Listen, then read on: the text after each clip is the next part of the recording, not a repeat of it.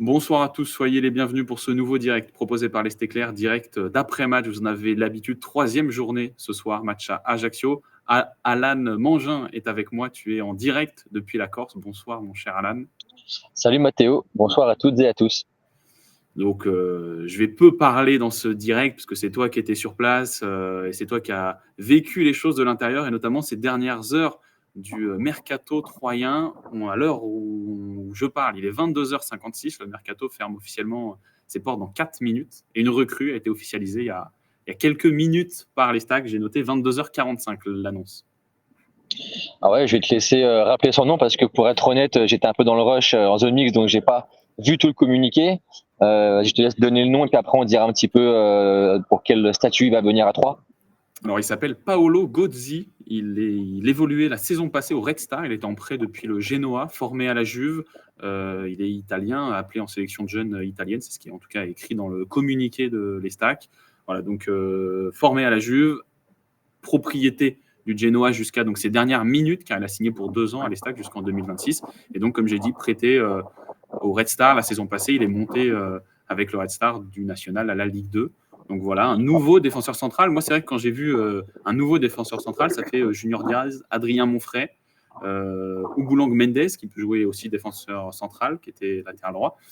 Encore un défenseur central, donc je te laisse expliquer dans quel rôle il rejoint le club troyen. Ce qui me paraît important, c'est que c'est un gaucher, déjà. En premier lieu, c'est un profil dont ne disposait pas les Stacks. Tu as rappelé les noms des joueurs qui peuvent jouer à ce poste-là, il n'y a aucun gaucher. Donc, je trouve, moi, content d'avoir dans la rotation un gaucher et qui, en plus, peut dépanner couloir gauche, qui donc pourra aussi éventuellement soit suppléer, soit concurrencer le titulaire Ismaël Boura, qui aujourd'hui, là, ce soir à Ajaccio, jouait à droite. C'était Mathis Samedi qui joue à gauche et qui a été expulsé. Donc, il y a vite besoin d'ailleurs d'avoir besoin de latéraux. Donc, ce profil polyvalent gaucher me paraît intéressant. Honnêtement, je connais pas le joueur, donc je vais pas trop en dire plus. Visiblement, il vient pas pour être le numéro 1. Donc, on peut penser qu'on va quand même partir sur une charnière Monfray Diaz, même si Monfray est absent pour un mois. Comme on l'a dit cette semaine. Donc voilà, je pense quand même que Tarat, là, qui a joué la fin de rencontre contre Ajaccio, me semble.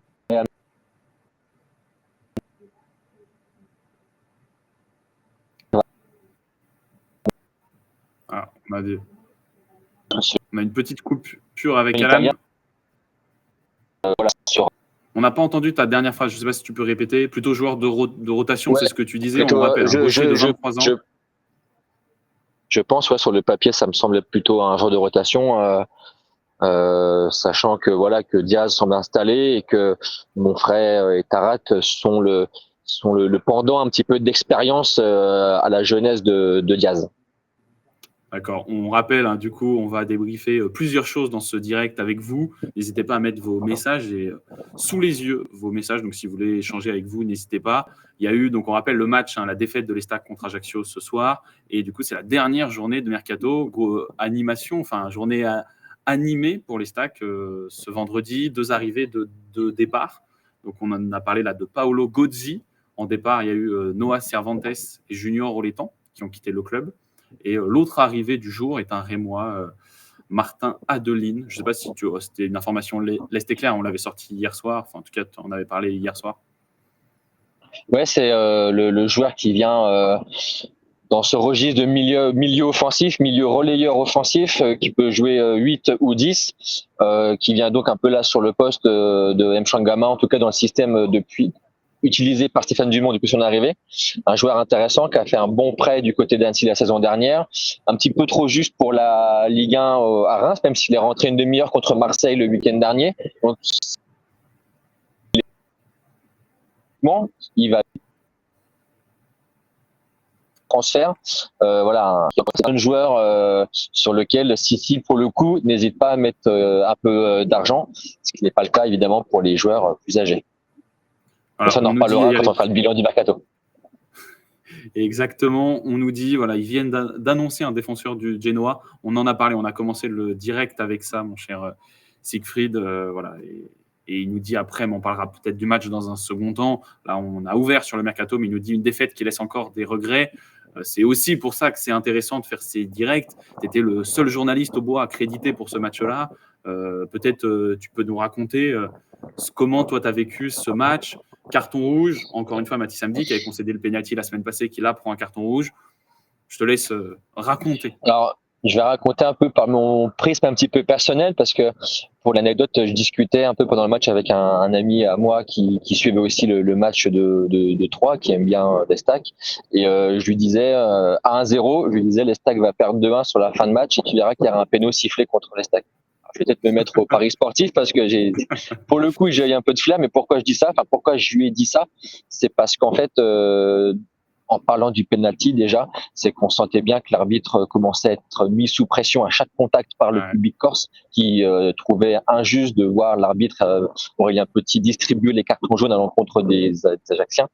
5 cartons jaunes en première mi-temps. D'ailleurs, l'expulsion d'Amdi, mes amis, voilà, c'est la compensation que j'attendais. Je pensais pas qu'il y en aurait une deuxième après la reprise avec ce penalty plus que généreux pour c'est même pas une poussette, c'est une caresse de Chavalarin dans le dos d'Anziani, et on voyait bien que l'arbitre il attendait que ça, qui tombe pour siffler le penalty. Ça permettait de calmer le public corse et de repartir tranquillement chez lui. Donc 2 décisions à l'encontre des Troyens, l'expulsion qui est le tournant du match évidemment, parce que jusque-là l'Estac était bien dans son match, dominait et ne concédait rien. L'expulsion, le premier tournant, et deuxième tournant, évidemment le penalty qui fait égaliser Ajaccio. Et là, c'est là qu'on sort un petit peu du côté arbitral. C'est là qu'on sent, en fait, pour moi ou pour ceux qui suivent l'Estac depuis de nombreux mois, et en tout cas depuis 2 ans, on sait que l'Estac va finir par plier.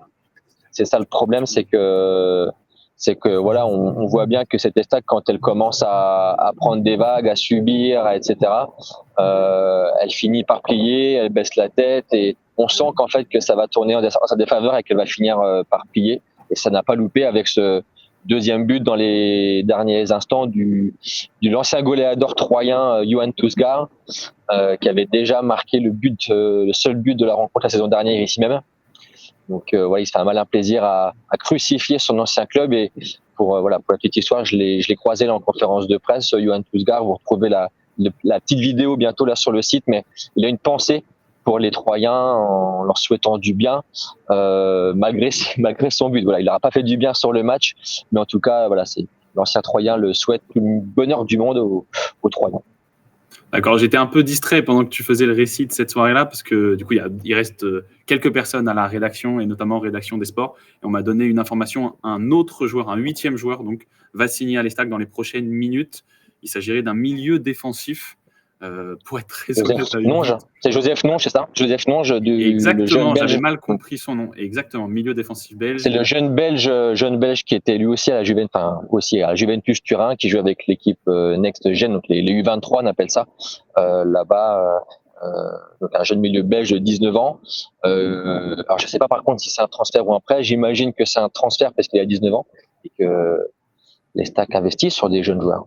Ouais, mais voilà. Mais en tout cas, vous avez l'information, vous qui êtes en direct avec nous. Si vous regardez le replay, ce sera trop tard. L'Estac l'aura déjà annoncé, mais en tout cas, je vérifie les mails où je reçois les communiqués de presse. Aucune annonce pour l'instant du club troyen. Alors, donc vous avez pendant que tu vérifies, juste pour dire, j'ai posé la question précisément sur Joseph Nonge à Stéphane Dumont en conférence de presse il y a maintenant 20 minutes. Il a regardé sa montre et il m'a dit il y a des tendances qui vont en ce sens, donc pour une signature de ce jeune Belge, mais il ne pouvait rien confirmer, évidemment, tant que le club n'a pas officialisé, il ne pouvait pas confirmer. Deuxième info qu'on peut donner, c'est qu'il a dit que les marchés n'étaient pas tous fermés. Donc le marché français est terminé, ça veut dire qu'on ne peut plus recruter de joueurs issus de clubs français ou vendre ou prêter des joueurs dans des clubs français. Par contre, on peut encore recruter des joueurs issus d'autres championnats. Donc il n'a pas fermé la porte, en tout cas Stéphane Dumont à cette hypothèse, même si là je vois pas trop sur quel poste ils vont pouvoir se renforcer sauf en cas de départ. Mais voilà, la porte n'est pas totalement fermée à encore des venus issus d'autres championnats où le mercato n'est pas fermé. Voilà, il y a Florent qui nous demande si c'est Nonge. Oui, effectivement, ce sera lui. Toujours pas d'officialisation de l'Estac, mais on vous l'annonce. Il va signer dans les prochaines minutes au club troyen. Donc voilà, Alan vous a dressé le portrait de ce joueur. On a parlé de match, on a parlé du mercato. Maintenant, quelle est la suite pour l'Estac? Parce que effectivement, troisième défaite en troisième match de Ligue 2. Je ne sais pas comment toi, tu as senti l'état d'esprit de l'équipe. En fait, jusqu'à l'expulsion, en fait, ceux qui découvrent les stacks ce soir et qui voient la première mi-temps se disent c'est pas mal cette équipe. Il y a des noms en plus. Il y a Mchangama, il y a Chavalarin qu'on connaît bien, référencé. Il y a Saïd. Moi, j'ai été assez choqué de manière positive par Yaya Kyrie. Pour être franc, j'avais pas trop suivi les premières journées. J'étais en vacances. Dès que je découvre un petit peu aussi, il m'a vraiment tapé dans l'œil. Donc des joueurs intéressants. Et si encore une fois les supporters corse devaient se dire c'est pas mal les stacks. Qu'est-ce qu'ils faisaient en national il y a encore 2 mois. Donc par contre, quand on connaît cette équipe, on sait qu'un grain de sable peut t'enrayer la machine. Et pour le coup, c'est un gros grain de sable, même plusieurs. On en a parlé, cette expulsion puis ce penalty. Donc 3 défaites, tu l'as dit, 0 points. L'Estac est dernière. J'ai pas envie de dire déjà, mais l'Estac est dernière du championnat pour 3 journées. Ça veut tout et rien dire, selon moi. Oui. C'est trop tôt pour en tirer des conclusions, mais ça veut quand même dire des choses. C'est que l'Estac est toujours dans cette spirale négative, malheureusement, dont elle n'arrive pas à se sortir, malgré malgré un nouveau coach, malgré un nouveau directeur sportif, une nouvelle saison. On a l'impression qu'en fait, ça ne s'arrête jamais. Voilà.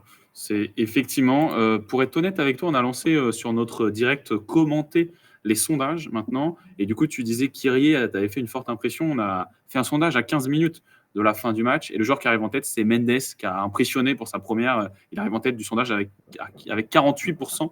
Rafiki Saïd en 2 avec 26%, mais sûrement parce qu'il est buteur. Mais toi, je ne sais pas du stade ce que tu en as pensé. Alors, Mendes, justement, je l'ai vu aussi en zone mixte, je l'ai croisé, j'ai pu un peu parler avec lui. Vous retrouverez son interview dans le journal, je pense, de dimanche maintenant. Mais ce que je peux en dire déjà, c'est que il dit qu'il a vécu une première assez chargée, on va dire, puisqu'effectivement, il est arrivé cette semaine. Première titularisation dans l'axe, donc pas son poste préféré, aux côtés de Diaz, qu'il découvrait aussi. Puis, passage à une défense à 5, parce qu'on l'a pas dit, mais pendant 30 minutes, l'Estac a joué à 5 derrière, quand Tarat a remplacé Irié.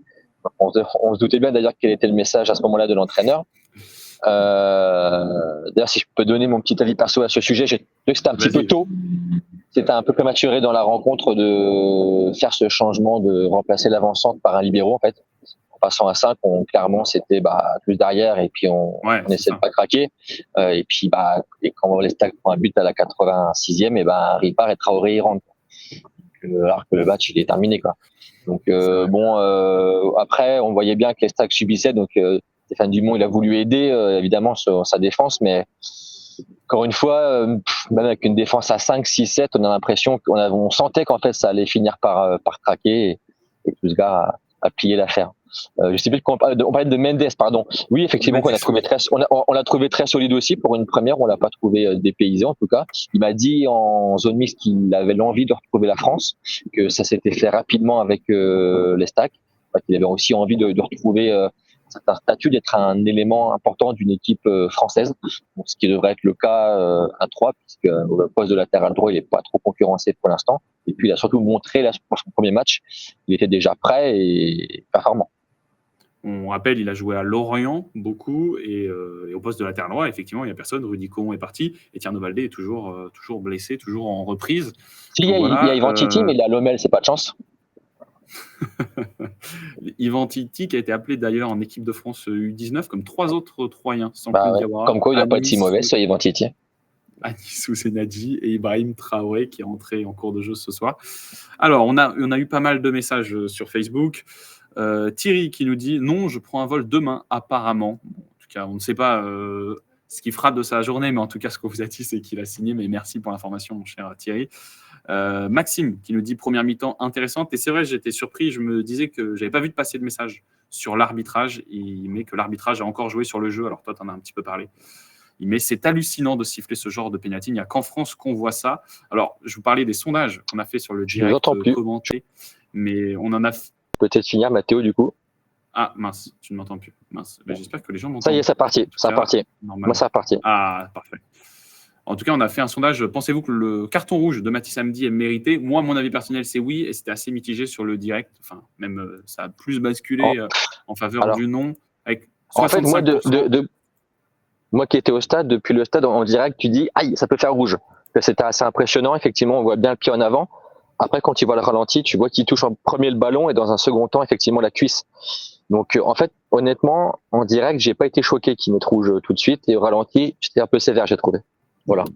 Très Je bien. vous fais en même temps découvrir le stade d'Ajaccio, hein, si vous ne connaissez pas. Attends, Voilà, mais juste est... avant que tu fasses découvrir le stade, l'Estac vient d'annoncer Joseph Nonge, du coup, 23h10, c'est officiel. On vous l'a dit il y a quelques minutes, si vous étiez là, vous le saviez un peu plus tôt.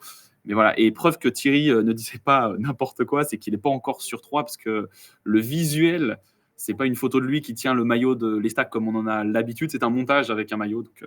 Donc je pense qu'il n'est pas sur 3 et que le recrutement s'est fait dans les dernières heures du match. D'ailleurs, Antoine Sibierski n'était pas à Ajaccio, donc je pense qu'effectivement, il est resté à 3 pour finaliser tout ça. Par contre, Mathieu Munders, le DG, était bien là. Enfin, en tout cas, il était présent. Vas-y, si tu veux, pardon, je t'ai coupé pour annoncer cette 8e recrue de l'Estac après Paolo Gozzi. Vas-y, je te laisse montrer le stade si tu veux, en espérant que ça coupe pas, parce que le réseau corse n'a non, pas mais l'air, c'est juste pour finir là-dessus. On va pas être longtemps. En plus, il est quelle heure, t'as dit 23h15. On n'est pas en train de manger non plus, contrairement à ce que pourraient penser nos éminents confrères. Donc, on est au boulot, voilà. Oui, parce que pour repréciser, pour recontextualiser, certains peuvent se demander ce qu'on fait entre la fin du match et le début du direct. En fait, pour que le direct ne tourne pas en rond, on va chercher les réactions en zone mixte, conférences de presse, etc., pour pouvoir avoir du contenu. Et donc voilà, donc c'est pour ça que tu dis qu'on n'est pas en train de manger, mais qu'on travaille bien entre 22h et 23h, même si ça peut faire tard pour certains d'entre vous. Merci à tous d'être ici. Alan, reste en Corse. Ouais. Il y a Stéphane qui te dit reste en Corse jusqu'au match à Bastia. Ça peut être cool.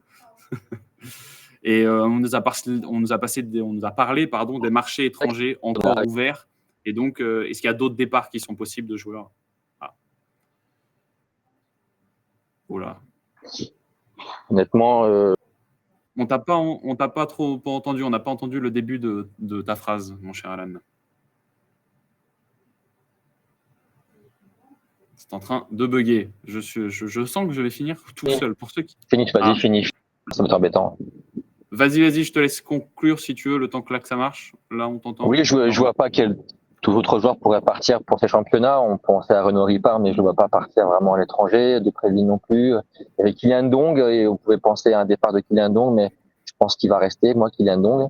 En tout cas, il ferait pas de mal pour aussi dans la rotation sur les ailes. Il y a Nicolas Lemaître, peut-être, le gardien, même si je pense que le débat va vite se poser pour le gardien de but. Non, honnêtement, j'ai pas plus d'infos, j'ai pas non plus du jus de crâne, donc voilà, mais c'est peut-être plus dans les arrivées que parlait Stéphane Dumont, peut-être pour ces championnats-là qui sont encore ouverts. Très bien. Voilà, c'était le mot de la fin. Je regarde ce qu'on a eu comme message. Ouais, on nous parle de la saison passée. Est-ce qu'on va vivre la même saison? Ça, on n'a pas encore la réponse. Mais en tout cas, avec 8 recrues, dont 2 là, ces dernières minutes, on rappelle, si vous nous rejoignez, n'hésitez pas à regarder le replay du direct. 2 joueurs ont signé vraiment dans les dernières minutes du mercato. Paolo Gozzi et Joseph Nonge. Voilà, c'est pas ça. Enfin, je les connais pas, ces joueurs, mais sur papier, c'est pas eux qui vont révolutionner l'équipe. Hein. Oui, de toute façon, ça dépend pas que de 2 jeunes joueurs. Autant Adeline, mais je veux dire que par là, autant Adeline, on peut imaginer qu'il va avoir une plus-value rapide parce qu'il connaît le championnat, etc. Il est français, il a montré ce qu'il pouvait faire en Ligue 2. Autant ces 2 joueurs-là, à mon avis, c'est de l'investissement Citigroup. Je ne veux pas m'avancer, mais c'est pas possible que dans un an, on les voit à l'OML, quoi. Et j'adore le mot de Maxime pour terminer ce direct qui nous dit en Corse, ils ont l'arbitrage, mais pas la 4G. Voilà, c'est à peu près ça. Ou alors j'ai été peut-être boycotté. Boycotté, ils veulent te faire taire. Ouais, c'est ça. Ouais. Non, mais en tout cas, merci à tous de nous avoir suivis. Merci Alan. Peut-être quelque chose à rajouter. On va te laisser dans ta soirée corse.